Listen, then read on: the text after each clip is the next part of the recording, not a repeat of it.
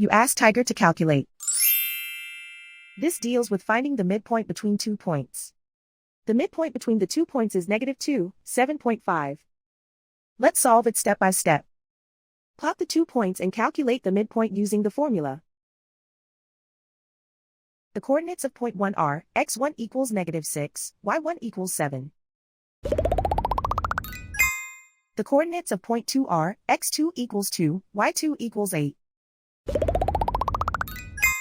PM represents the midpoint of the 2 points.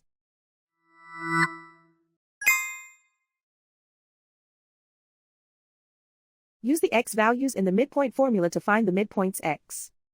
x1 equals -6. x2 equals 2.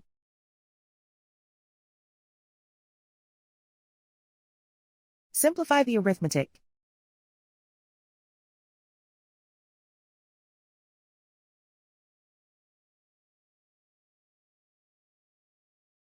Use the y values in the midpoint formula to find the midpoints y. y1 equals 7.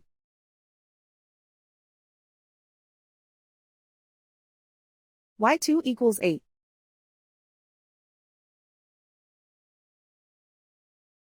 Simplify the arithmetic.